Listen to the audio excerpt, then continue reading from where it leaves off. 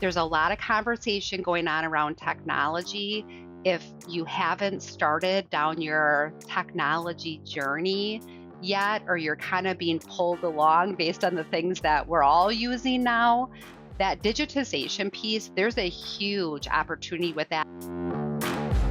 Hello, everyone. Welcome to a new episode of Break the Wheel. I'm your host, David Murray, here today with Tricia Shields, Chief HR Officer of Navient. Hey, welcome. Thank you for having me. Thank you for being here. I'm excited to have a conversation with you. When I was looking at your LinkedIn profile, first of all, I think it is awesome seeing your background, being at the same organization for well over a decade now, or two. Is it 2 decades? Yeah, over 15 years now. I know. I feel like that's almost like a little abnormal at this point. But, if you're happy and you like what you're doing and you feel challenged, then why change it up? 100%. And also like seeing somebody kind of rise through the ranks kind of from the beginning all the way up to a chief level is really inspiring. So I'm definitely excited to probe into that world. So maybe before we just kick it off, you want to share briefly, like your the background of Navient, and then what makes you excited about your role and your life as chief HR officer. Yeah, I guess I'll just share Navient. I mean, we're a consulting services company. We work in the process automation space. So definitely in the technology consulting services industry, which just in itself is really exciting because, I get to actually apply some of those methodologies and technologies within the HR space. And that's been really neat to be able to utilize in the work that I'm doing and that we're doing as a company. Navient has just about 150 employees. We're across the nation in 29 states, and we're all remote. So one of those unique, still we're making it happen, remote organizations. So that's really fun. I have been with the company for over 15 years, so it's evolved. Like we weren't always remote. Definitely when I started, we weren't remote. I think we always had like a few remote workers. Our headquarters is in Wisconsin, so like a couple people that were up in Minnesota or something like That's the that. accent I'm getting. I'm like, what is the, Oh, don't you know? I'm getting the accent, don't you don't you know? know? I'll just throw them in there every once in a while for you. I love that. I love Yeah. that. So yeah, I Very mean, cool. as you mentioned, like my career growth has been amazing at Navient, and yeah, it's been cool to see, to experience it, but then also encouragement to others because there's been so many examples of that I've gotten to kind of witness and work alongside with over the last 15 years. I love that. Well, I'm sure we're going to go deep into it, but first let's start with our Uncork and Unwind. So today's wine is from New York. And speaking of from New Ooh. York, they became, oh yes, and you got your tea, and I actually got my I have my teacup. tea as well. So Okay. yeah, it's tea time right now while we're recording, but it'll be wine time later. So Okay. the wine's here by my desk for when I have to have a challenging conversation later today. Just in case. Valid. So today's wine is from New York. And speaking of New York, they became the first state to mandate paid prenatal leave. The law will require employers to provide up to 20 hours of paid leave in a 52-week period for pregnant employees to attend prenatal medical appointments and procedures. This is the first law of its kind in the United States, as it provides a separate bank of paid protected leave for pregnant employees for prenatal care above and beyond existing paid leave entitlements. What are your thoughts on that, Tricia? Yeah, it's definitely innovative and definitely new. That's for sure. We're not seeing that in any other states. I don't even know if I've heard those conversations in any of the other states, at least the ones that Navient's in. I think it's great, obviously, for expecting moms. I think there's a lot of things that are going on, and that time in people's lives that for an organization to give them that time, I think, it is wonderful. I guess my only hesitation around it maybe is just as an HR professional, we get to talk to just such a wide range of different people with lots of different challenges. And we've seen a lot of parent programs, whether it's state mandated or organizations that are adopting parent programs. So I think we're doing a good job within that space and that grouping of employees. But we have a lot of other things that are going on as well with employees that, I hope that we're, kind of paying equal attention to the different things that we're all facing as I think about different mental health aspects or other, physical things that might be considerations. And then when you think of it in that big of a spectrum, you also, I kind of think about what is the onus on the organization? Like, how much of our our individual needs should our companies be taking on? Obviously, there's liabilities and costs with all of these things. We do have some employees in New York, but obviously, if all of your employees are in New York, there's a significant cost that could potentially come along with that as well. So, I guess those are my thoughts.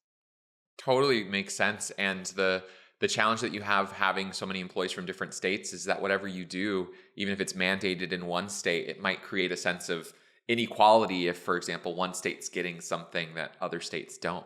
Yeah, absolutely. Yes. And just the diversity in the states that we're in. I mean, I don't know that we've seen a lot of that yet because our state growth has been so rapid so recently. But certainly, I just published our employee handbook. It's like 164 pages now with all the different Oh my state God. addendums and laws that the different states have for their specific areas. And yes, there's definitely discrepancies from one state to the next. That's a lot of pages. That feels more like a hand, foot, leg, body book. I mean, oh my goodness. It's like, whoo, it's a lot to Yes, read. it is. But covering your bases totally, totally makes sense. Yeah. Well, speaking of covering your bases, HR Newsflash. Question: are chat-based interviews going to take over? So, chat-based interviews are proving more popular than video interviews with job seekers, according to a new report by Sapieta AI Labs. What do you think about that? Yeah, I looked into this a little bit. We do video interviews as a replacement to kind of a traditional HR phone screen at Navient. So they all do video interviews and then they step into a live Teams, but live interview after that. As I was looking at it, it talked about 60% of chat interviews were completed in 24 hours. This is the statistic that Hmm. Sapia is quoting. 33% of video interviews were completed in 24 hours. So there is a big difference in those two. But then when you look at the overall completion rate, 79% of chat interviews were completed overall versus 77 from a video interview perspective. And that does kind of make sense. It's a little easier to chat, right? Because it just shows up and you don't have to like, fix yourself up or make sure your background is right or those types of things. So I think we would expect that chat interviews would be, a higher completion rate, but it's really as they're seeing, it's that not that significant. And then on the flip side, are there things that you're able to gather in a video interview that maybe you're not gathering that are actual job requirements in a chat interview? So I think it was interesting, but I think when you look at the overall completion rate, it's not that big of a difference. That is interesting. Well, and I imagine if you're hiring for something that requires a lot of interaction where you can read body language, that kind of thing, it can be helpful. But if Yeah. you're in a role that maybe is like not only fully remote, but maybe it's a, customer service facing where you're doing chat-based customer service and you're never actually Mhm. interacting with a customer, I wonder if maybe that kind of thing could work. Yeah, yeah. I'm curious too, just how many employers now are adopting chat technology. We definitely hear a lot of HR professionals that are still doing phone screenings. I feel like people think we're really innovative that we're doing video screenings or video for that first initial interview. So I really actually don't know any other HR professionals that are utilizing chat. So I'll be curious as that becomes more of the conversation amongst HR professionals. Totally makes sense. Awesome. Well, let's dive into the reality check. So, I want to get into your world and your reality and your day to day and like what is top of mind for you. So, this is your time and your space. Share with me what's been most top of mind going on Yeah. in Trisha's world. Okay. Well, definitely it's going to be in the technology space. So I don't know if I share, but my background is in IT. So I got my degree in business and applied information technology. So absolutely nothing HR related. I don't think I even took an Mm, HR class when I was in college and really found my way into the HR space. So that's really been my passion is both, understanding and helping to adapt and kind of break down the barriers of technology within the HR space. So my reality check that I thought was really interesting. Right now with technology, we're talking, I think, more and more about there's a million different HR technologies to adapt to. So it's not even that we're seeking more technologies. I feel like now in the HR space, we're seeking the right technologies that really help us do the work that we're doing. We're really busy as HR professionals and there's so many options out there and people screaming, hey, use more technology. So here is my reality check statistic, if I might, to share with Mm. you. So the average company has 11 systems of record. And if you include learning and talent systems, it's almost double that. So my reality check is just kind of back around the what type of technologies are we using? 11 systems of record. That means you have employee names and employees, some type of employee data that you're storing in 11 different systems. And this is what I feel like we're hearing a lot about is how are you keeping that all up to date? And it's an impossibility unless, and this is my new favorite thing to explore, is either identifying technologies that solve more than one challenge or working with technologies that speak well to one another and work well. And I don't think either one, I don't think there's a final solution in either one, but that's definitely a reality check for me right now. Even working in the technology space, I have more than one system of record, that's for sure.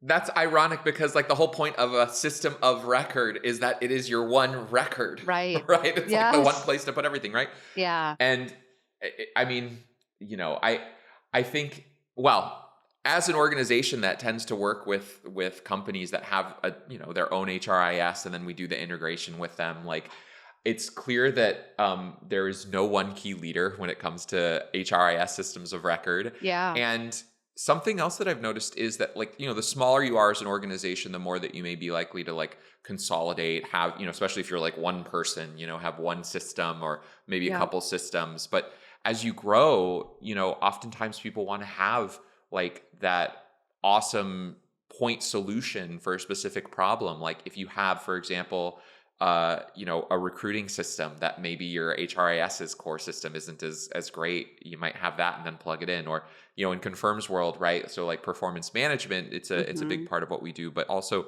organizational network analysis so that you can identify the elements of of who's going to people for help and advice and who energizes and motivates them at work, who are the people concerned about, things that you wouldn't traditionally get from traditional performance reviews. And like for that kind of thing, you have to integrate with the HRIS. So, um, yeah, it's 11 is It's a way lot. more than I thought. Right, right. And I think it's interesting what you said as well. I mean, I think it's the mid-market too that's struggling right now with that more so. I think we're seeing in really large organizations that there are HRIS systems that maybe at least satisfy more of what the need is. I think the performance piece, I rarely see that as a really polished product within a built-in HRIS system. I don't know that I've ever seen that, to be honest. Same. So having an HRIS system that does provide that connectivity and integration with a system like performance management, because they can do it better, really does help the organization. But we're not, from a mid-market perspective, the HRIS and just kind of overall systems or HCM systems, we're not seeing those as robustly answering as many of the questions. They might be your system of record and do a couple key components really well, but definitely not across the board. So then it's figuring it out. Are you with the wrong HRS system, or is it finding better integrations of these, key areas that another organization can plug into and just do really well?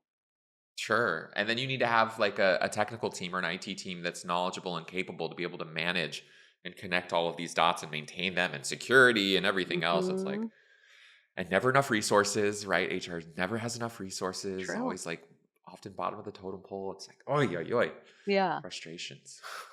Well, speaking of, people misunderstand. So tell me, what do people misunderstand about your job or this space or something that you see often every day? Yeah. Well, the first one that I was kind of first came to mind was just about the advocacy of HR. So oftentimes, people see HR as the advocate for the company and ensuring that the company is protected and knowing what the company policies are and kind of displaying those down to employees or enforcing them on employees. And I mean, I think that's obviously true. Like the organization has their HR department there to ensure that they are protected. We were just talking about all the state compliance laws. Like somebody in the organization has to know what those pieces are. But I think kind of the misunderstanding of HR is, I mean, I network with HR professionals, as I'm sure you do all the time, and they're advocates for the employee as well. And there's actually a really wonderful space where you can be in both. Like I often find that I'm helping to advocate for employees based on my knowledge of what some of those policies and procedures and even what the company's desires are, that I'm helping employees to kind of move ahead or be able to take advantage of things that are available to them.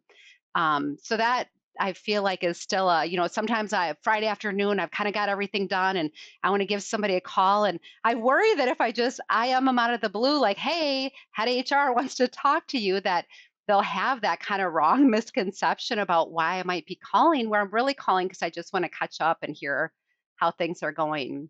But I have to add in one more, just based on what we were talking about previously with technology, is oftentimes I feel like there's a huge misconception that HR professionals are not technical. And I Mm. can't tell you how often I'm in quite a few roundtable groups with other HR pros so we can just chit chat about like what's going on and what we're seeing. And sometimes, and I'm technical, I feel like I'm somewhat technical, but I'll be sitting back in these conversations and I'm blown away at the verbiage that these individuals are using and their understanding of where we're at least within the HR technology space. So we definitely need to partner with the right technical folks to help guide us through these processes. But HR folks, I think now are much more technical than they've ever been. Well, the themes that I hear there are number one, maybe this is a too bold a word, but dehumanization of HR. I kind of, and Yeah. then like underestimation, Hmm. I see, these TikTok videos. I think I've mentioned this in a episode before. People say like HR is not your friend, and they talk about how don't share anything with HR, et cetera. And at the same time, I think you're recognizing and sharing that there is a very human, real component that you're working day in and day out with everyone at your organization, and you may care personally about those Yeah. individuals, and you want them to be successful. In Yeah. addition to doing the core job that the company wants you to do, right? Yeah, absolutely. I mean, I think most HR people go into HR because they like people and not because they want to understand policies and be the enforcers. Totally. Nope. I mean, maybe there are some people that light up by being the enforcer, True. but I don't know. There's probably different lines of work for you if that's what Right. makes you feel fulfilled. I love it. That's true. All right. Jumping into our next segment, break the wheel or break a heel, one of my favorite segments. So breaking the wheel, meaning it's a good thing. You're modernizing, you're innovating, and breaking a heel is like what breaking a heel feels like. So topic this week is activities at company all hands meetings. This one's juicy because I'm sure all of us have had our own share of interesting company all hands meetings that have gone awry. So diving in the first one, open mic Q&A, break the wheel or break a heel? I'm break a heel on this. Now, you have to remember that we're a remote company, so we do get together once a year in person. And I just think those are such invaluable times to start building personal bonds, individual bonds with other people in the organization or small groups, that I just feel like that content is really good for maybe when we're in like a general space. I feel like we miss out otherwise. So I'm break a heel. There you go. I think that it makes sense. And I maybe not everybody would say the same, but I actually agree with you. So it makes sense. All right, next.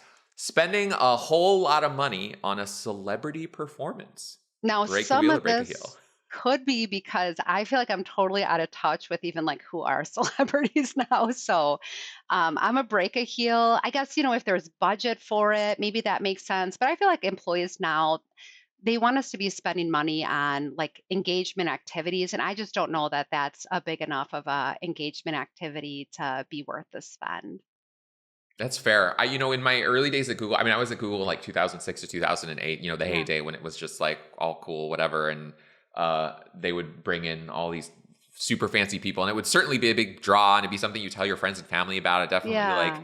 was really cool. But I don't know. There was a lot of money at the company at the time that made it feasible. I Right. think the theme of 2024 for many organizations that I talk to is, we've been letting people go. We've had to do layoffs. We're trying to get Yeah. tighter with our budget. Like we're trying to get to profitability. So maybe now isn't the time. Right.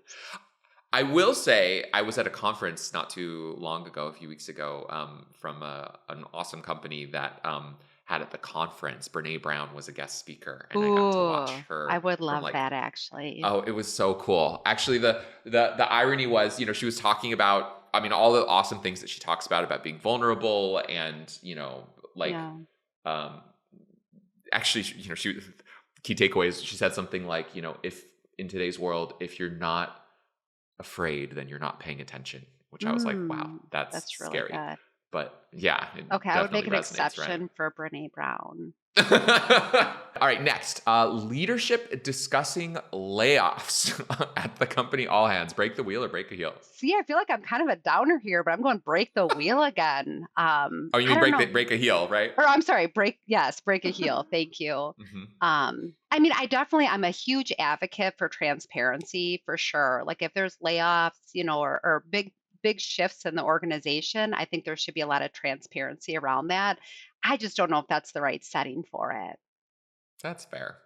Well, then this one will probably be a layup. Coworker displays of affection. Break the wheel or break a heel? I'm just kind of a break the heel on all PDA. I think that's very reasonable, Yeah. and I think I would agree with that at the workplace. All right, last one. Uh, break the wheel, break a heel. Drinking games. I'm definitely break a heel on this. I mean, come on, I'm HR. I know this is a layup. I would say this is a 5 out of 5. Break I a heel. know. Is that a record? It is. It is. I don't think we've had 5 out of 5. But I Oh actually, no. when I Okay. look at these, Fair. I collaborate with coming up with these, and I would say when I looked at these, I thought, these. Actually, the open mic Q&A, I was a little bit like, I could see some people saying break the wheel, but I Yeah. could see why you said break the heel. Okay. It All right. So it's at makes least sense. Yeah. valid. Yeah, absolutely. Thank All you. right.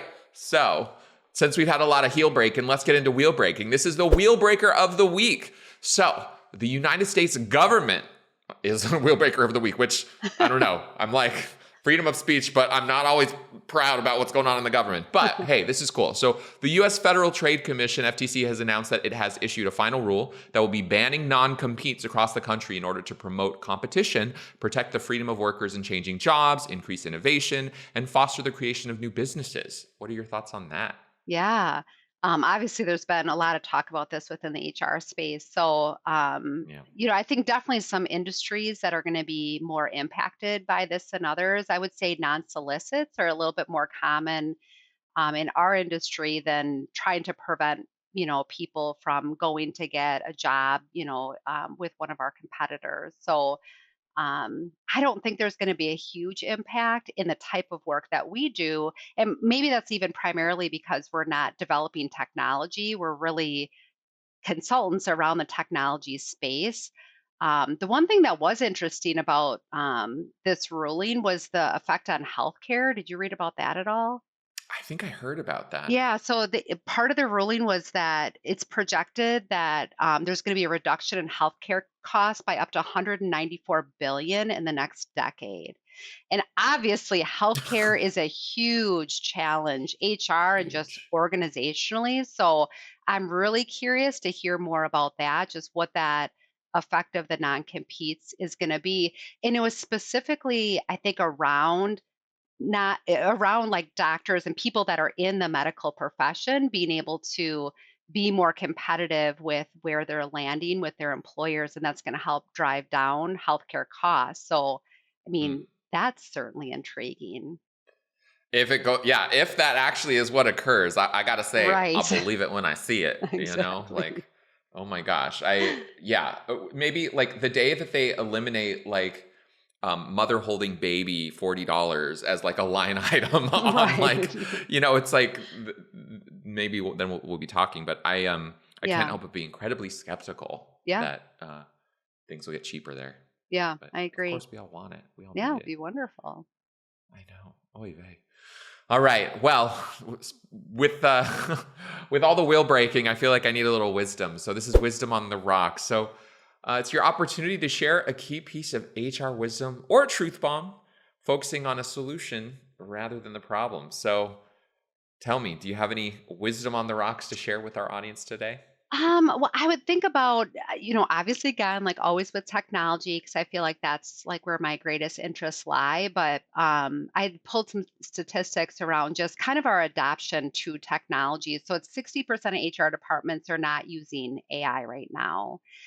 Hmm. 74% of HR departments are not digitized. So think what that means. That's paper processes. So, Oh my and not gosh. fully digitized. So even within that percentage, there's a grouping that have done some digitization, but they're still working off of a lot of paper processes. So that blend between like use of technology and the digitization of our documents, because HR, I mean, we're so heavy paper traditionally, there's a real blend there. So what I would say, my wisdom on the rocks is there's a lot of conversation going on around technology.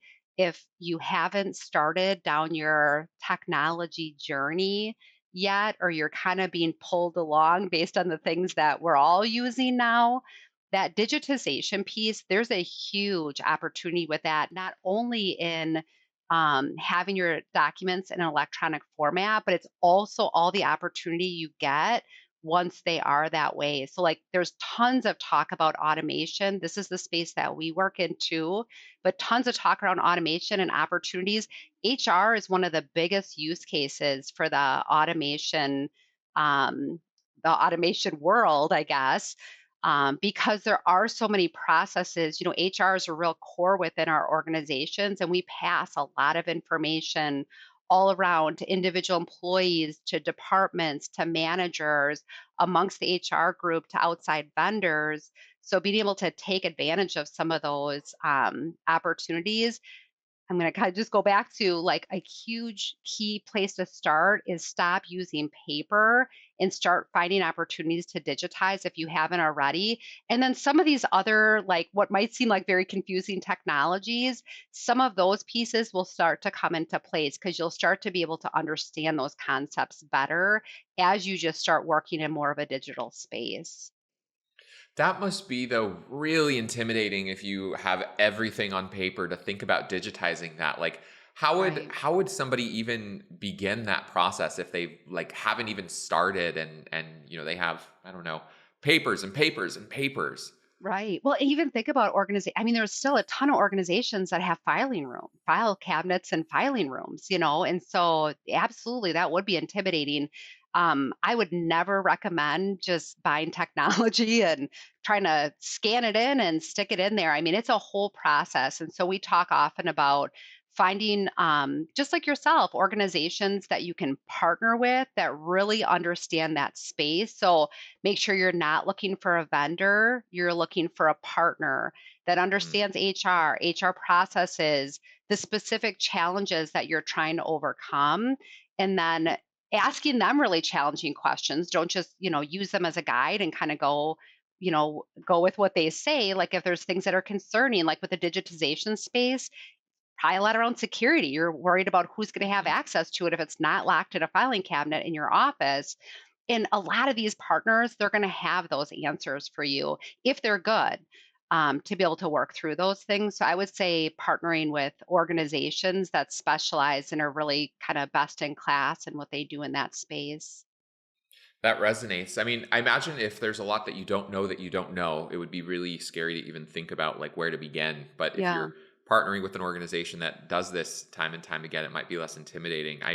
I'm reminded of a client that we recently entered into a pilot with. They're a healthcare organization that's affiliated with the university and like had been doing everything just paper, paper, paper. And there was some fear because there's regulation about like needing to have signatures, but there's also laws that digitized versions of signatures are equally enforceable in all 50 states. Like there's a law about Yeah. that. So I think folks may think that they need paper for certain situations when the reality is that legally speaking, they no longer do. And it's really just a matter of like taking those steps with a partner that can kind of hold your hand to get you to where you need to be. It's Yeah, great. yeah. We even saw that just, I mean, not that many years ago with the I-9s. I remember it's like, oh, there's no way you could ever use an electronic I-9. And now here that's just absolute commonplace to do that. But there was such a fear around that and actually really late adopters to that being more of a electronic digitized process because it was the same thing. It's like, no, the federal government said we can. It's like that's actually not true, and we have seen that evolve. So there's a good win for the 100%. government. Yeah. Yay. All right. Time for my one of my favorite segments. This is the what should I have done segment where I embarrass myself about something in my life and you tell me what I should have done in that situation. So Okay. this one we're going in cold. So Whew. so here's the situation. So my partner, we've been together for years, and he, his job, he's been at his job for 10 plus years, really long time, and very large organization, kind of day in and day out, and job's a job, and say la vie. So I was at an event for other founders of startups and talking with someone else there who's a founder of a startup that's pretty early stage, but working in the exact space that my partner works in. And Hmm. like with the exact kind of looking for somebody with the exact kind of skill set and experience that my partner has, which and it's a very kind of unique set of skills and kind of a unique thing that he does. And I was thinking to myself, well, he's currently like at his doing his thing, and he's, I mean, things could be better, things could be worse, right? Um, Certainly open to more excitement. Now, startups can be more exciting, but they're also more chaotic. I say this having been at startups, right, for many, many years, right? Yeah. They tend to pay less. They tend to demand a little bit more from a workload perspective. They tend to have less job security. And I was debating whether or not to tell him about it, Name drop. or to just not say anything and Yeah. let him kind of decide on his own what he wants to do with his future. So, Yeah. should I have said something? What should I have done? Well, absolutely, you should have said something. I mean, that's your partner and your advocate for success with each other too, right? And I just think, you think about that whole recruitment space right now and the ability to be a good networker and just to meet new people. And this isn't even just in recruitment, this is in the work that we do as well. But the ability to connect with people and learn about the space. Like, who knows what little gem, might have been at that startup, and maybe not, but at least being able to explore that as an opportunity. I even think, and here I am like an employer saying that, but I think we should have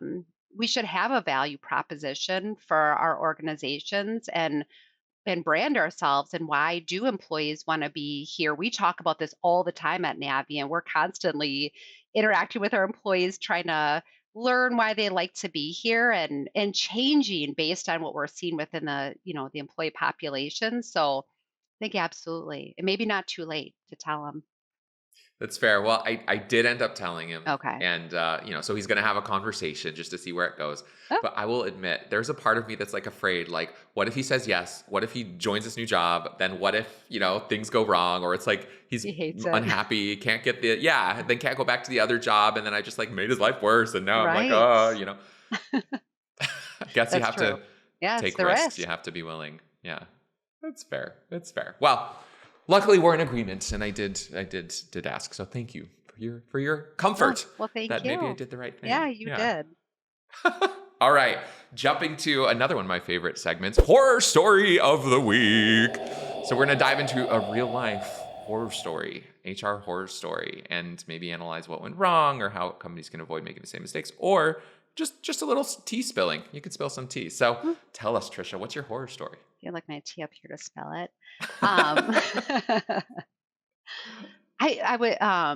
I feel, first of all, I have to say I feel very lucky to work where I work in the industry that I work in, to work remote, because as I look at my peer counterparts in other industries, I think about manufacturing industries in particular. I have a lot of peer friends in manufacturing, and it's much more challenging than my job. I just feel like I get an opportunity to do more innovative things, maybe more employee engagement, and they're dealing with things that I don't deal with a lot. So mine is going to be very weak. I will just pre warn you, but this is maybe a learning lesson for candidates from an HR perspective. So working in a remote environment, we do we're recruiting across the nation. So all of our interviews are over video, live video.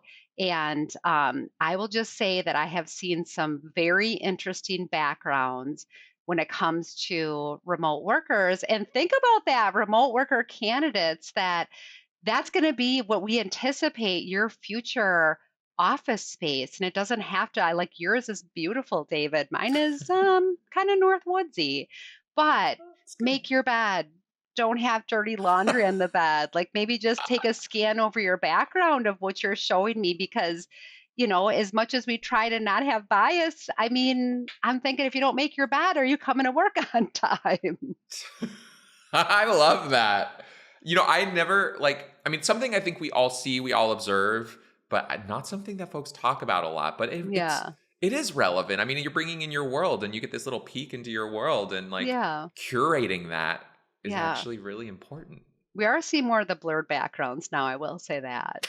Hiding instead of curating, I Right. guess. Yeah. What's the weirdest thing, or maybe the most uncomfortable thing that you've seen in a background from a candidate call? I probably like because we do a lot with folks that are just graduating college, so college Mm. students and interns. So I'd say like, alcohol in the background or, just kind of even in the way that they decorate, just looks like how my apartment or dorm looked when I was in college. So no real shock, but nothing. I have not been hit with anything that's been shocking. I will say that. Okay, that's probably good. It's like bringing your whole self to work. You're bringing work to your whole self True. with that True. camera. Yes.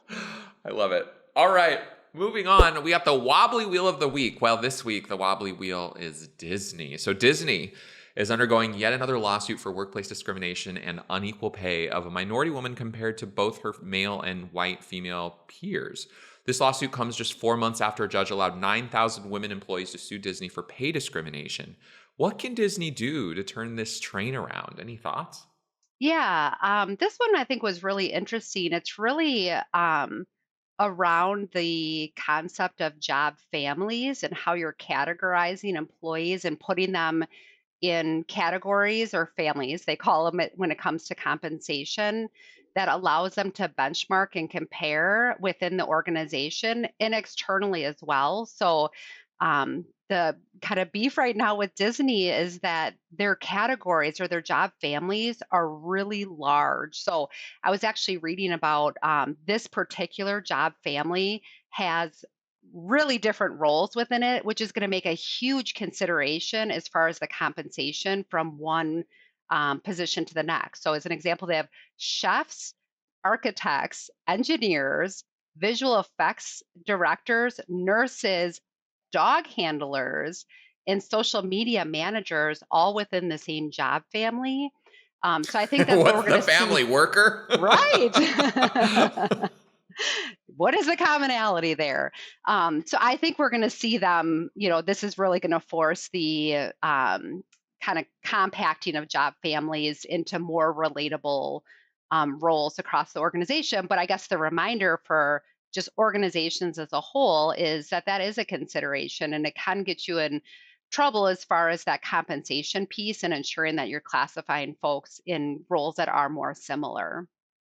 That's very interesting. I think, having worked with many organizations, I mean, I find the taking the time to create those job families is something that, while you might not see it at like an early stage, small, tiny organization, you definitely see it Hmm. more and more. And certainly any organizations that we have working with, 500, 2,000 employees or above absolutely have job families in their HRIS. Yeah. Um, do you have any wisdom on, like, if you're coming from a place of kind of having a chaotic set of job families, how to clean that up, or what might be next steps to do that?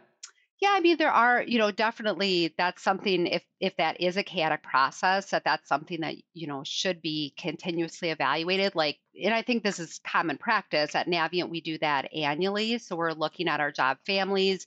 Certainly always when you're adding a new job or a new role to your organization, just sitting down and kind of having that check of what job family does it is there a current existing job family that it can fit nicely into, or does a new one need to be created?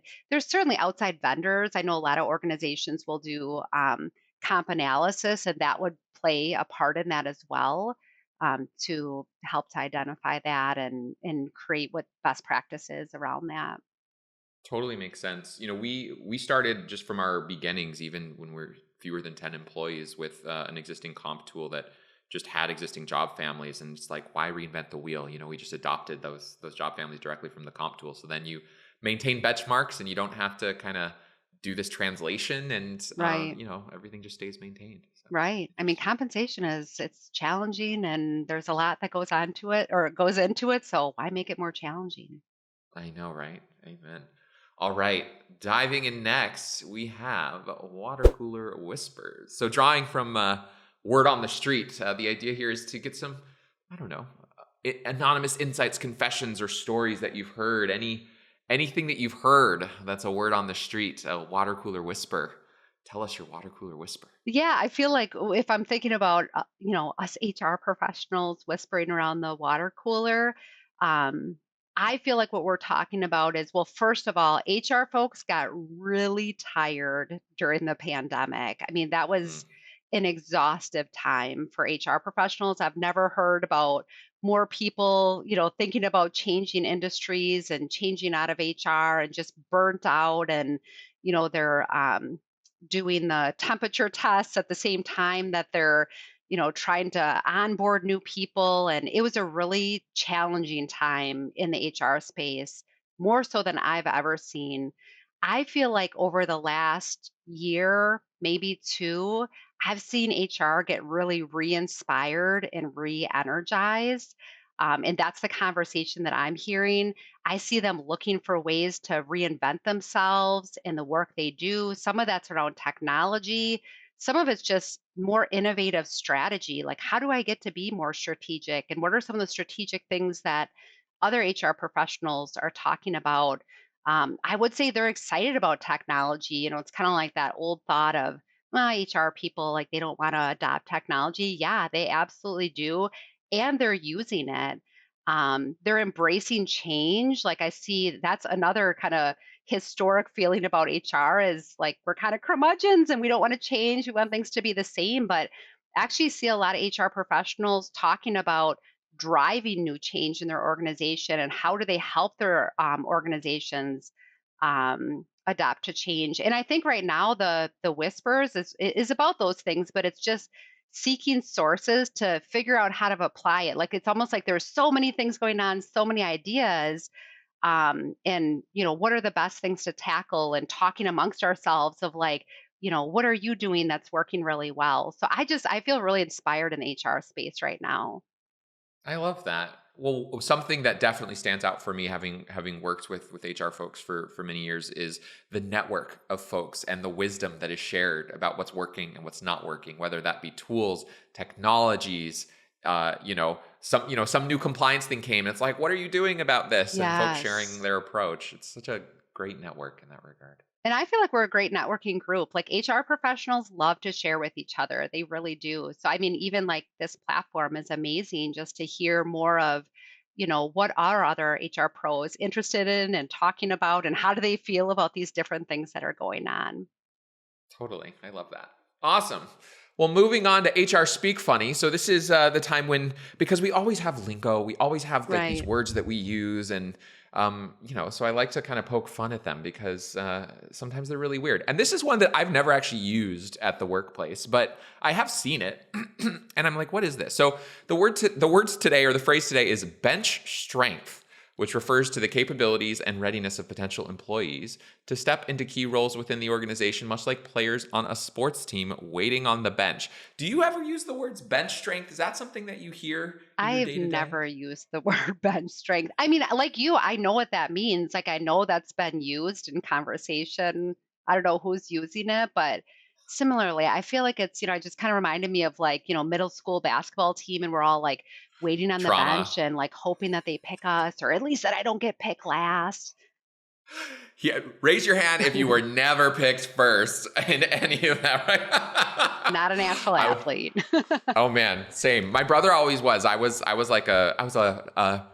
a pleasantly plump young boy, and I would get picked for kickball because I could kick that ball really far. But just Ooh, about everything see? else, not That's, dodgeball, not dodgeball. yeah. I would just bench strength. Yeah, it's sports analogies at work when it comes to like how we phrase things. It's kind of interesting because if you're really into sports, they can really resonate. But if like sports were just kind of, I don't know, traumatizing part of your childhood, That's then true. not Then so maybe it's not so bad resonating. connection. Yeah, maybe we should.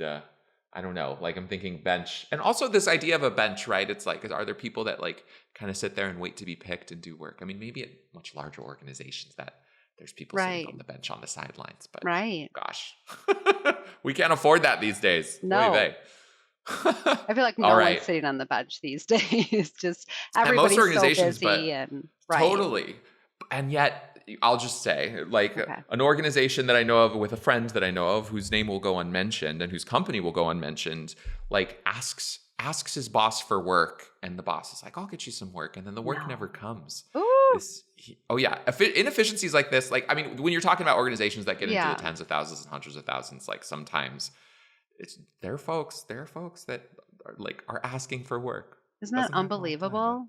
it's crazy to me because I'm like, Yeah. oh my And not gosh, no, feeling I like want more maybe from vacation. a value perspective that probably doesn't feel very good. Totally, like from a meaning and purpose perspective. Yeah. 100% agreed. Agreed. All right. Well, next is decline to comment. So this is where I'm going to ask you 3 questions. You can pick one to decline and you can answer the other 2. And I'm going to go in order. So you Okay. have to decide when you hear the first one, are you going to answer it or decline? So, number 1, what is the worst thing that most HR teams do and hide from leadership? Ooh. I will decline this one. I feel like because I'm in leadership and I am HR, this one's a little hard. So I'll have to go back and ask my team this week. All right. Well, then, you're going to have to answer the next 2. Oh my Okay. gosh. Well, let's dive in. All right. Number 1 or number 2. If AI was going to take over a job role in HR, what would it be? I would say that it's going to be administrative roles. And so roles that have traditionally more manual tasks, doing a lot of repetitive processing. But I almost kind of think we've already seen this. Like we're doing less administrative work than we've done before. We have a role at our organization called an HR coordinator.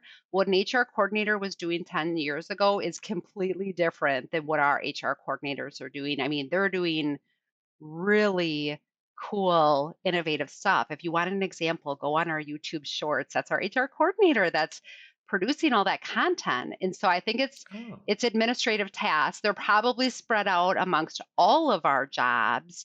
But I think that's what AI is more replacing to allow us to do more value add stuff. So is your HR coordinator now living and breathing in ChatGPT?